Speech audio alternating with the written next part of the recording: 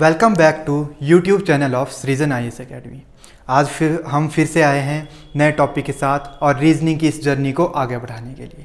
तो आज का हमारा टॉपिक होगा क्लॉक, और क्लॉक को हम डिफरेंट पार्ट्स में पढ़ेंगे। तो आज है क्लॉक पार्ट 1। तो क्लॉक आपका जनरली उसी तरह से कैलेंडर की तरह ही क्वेश्चन आता रहता है आपके रीजनिंग सेक्शन में। तो क्लॉक या कैलेंडर में से एक आपका फिक्स क्वेश्चन है कि पढ़ेगा ही पढ़ेगा। तो उसके लिए हमारे को पहले क्लॉक का कुछ कंसेप्ट समझना पड़ेगा।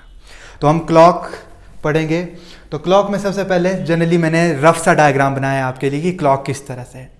तो सबसे पहला क्वेश्चन तो ये उठता है कि आपका क्लॉक हमने किस चीज़ को देखकर बनाई है, क्योंकि जनरली हम कोई भी इंस्ट्रूमेंट बनाते हैं तो वो किसी नेचर की चीज़ को रेफरेंस लेकर बनाते हैं। तो जो हमारे अर्थ की रोटेशन थी अपने एक्सिस पर, तो उसके हिसाब पर हमने क्या कर दिया, क्लॉक को बनाया और उसको फर्दर डिवाइड कर दिया कितने डिवीज़न में, 12 डिवीज़न में। अब अगर कोई भी सर्कल, क्योंकि क्लॉक किस शेप में होती है आपकी, सर्कल, तो आपकी क्लॉक में टोटल एंगल कितना बनता है, 360 डिग्री, और उसको हमने कितने पार्ट में डिवाइड किया है, 12 पार्ट्स में। तो इसका मतलब क्या है कि अगर हम 12 डिवीज़न की बात करें तो उसमें एक डिवीज़न कितने के बराबर है आपका, 30 डिग्री के बराबर। तो मतलब अगर आपकी सुई या तो मिनट की सुई या घंटे की सुई वो 12 से 1 बजे के बीच में मूव कर रही है तो कितने डिग्री का एंगल बना, 30 डिग्री। और जो फर्दर आपका ये जो 12 से 1 के बीच का डिवीजन है, इसको हम फर्दर कितने पार्ट्स में डिवाइड करते हैं, 5। तो मतलब जो आपका ये 30 डिग्री का एंगल है ये फर्दर कितने में डिवाइड हो गया, 5 डिवीजन में। और इसका मतलब क्या हुआ कि अगर आपका घंटे की सुई या मिनट की सुई इसमें 5 में से 1 डिवीजन के बीच में मूव की तो कितना एंगल बनेगा, 6 डिग्री। तो बेसिक कंसेप्ट था कि आपका मिनट हैंड या आपकी आवर हैंड जो मूव कर रही है तो कितने डिग्री का एंगल बनाती है। तो इस पे बेसिक क्वेश्चन किस तरह से पूछे जाते हैं, जैसे एग्जांपल के लिए मैंने 2 क्वेश्चन लिखे हैं। तो क्वेश्चन नंबर 1 कि what is the angle swipes by the minute hand between 6:30 and 6:55। ठीक है, तो मतलब पूछ क्या आ रहा है, हिंदी में बोलूं कि आपका अभी टाइम था 6:30, मतलब 6:30 बजे थे, और कुछ समय बाद टाइम हो गया 6:55। तो उसके बीच में जो मिनट की सुई थी उसने कितना एंगल बनाया। तो उसके लिए सिंपल था, जैसे मैंने बताया कि सबसे पहले आपको क्या निकालना है कि कितने मिनट आपकी जो मिनट की सुई है मूव की।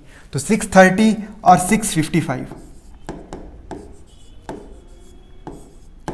तो उसके बीच में कितने आते हैं आपके, 25 मिनट्स।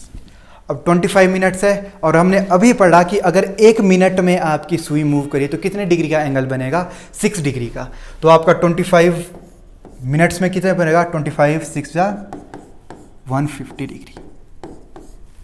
तो ये आपका आंसर है। तो इस तरह का क्वेश्चन आपसे पूछा जा सकता है कि आपको टाइम दे दिया जाएगा कि भाई जो मिनट की सुई है वो पहले इस समय पर थी, अब इस समय पर है, तो कितना एंगल बना। तो ये था क्वेश्चन नंबर 1। दूसरा क्वेश्चन है आपका कि what is the angle swipes by the hour hand between 5 o'clock and 8 o'clock। अब मतलब आपका 5 से 8 बजे के बीच में जो आपकी घंटे की सुई, पिछले क्वेश्चन में क्या था, मिनट की सुई, और इसमें आपकी घंटे की सुई क्या एंगल बनाएगी। अब इसको हम 2 तरह से कर सकते हैं। एक तो सिंपल आपका, आप घड़ी बनाओ, ठीक है। अब यहां पर आपके 5 यहां पर है, ठीक है, और 5 से आपका 8 के बीच में तो कितने डिवीजन घुमा, ये 1 2 और 3। और मैंने बताया था कि जब 5 to 6 यानी 1 डिवीजन आपकी सुई मूव करती है तो कितने डिग्री का एंगल बनेगा, 30 डिग्री। तो यहां पर आपके 30 मतलब 3 डिवीजन मूव कर रही है तो कितना हो जाएगा, 3 × 30 यानी 90 डिग्री। तो इसका आंसर क्या आ जाएगा आपका, 90 डिग्री। तो ये आपके पार्ट 1 में जो जनरली स्वाइप्स वाला है कि मिनट हैंड और आवर हैंड कितना स्वाइप करेगी, उससे रिलेटेड क्वेश्चन थे। और इस तरह के क्वेश्चन आप अपनी मर्जी से कोई भी एज्यूम करें और उसको सॉल्व करें। Thank you.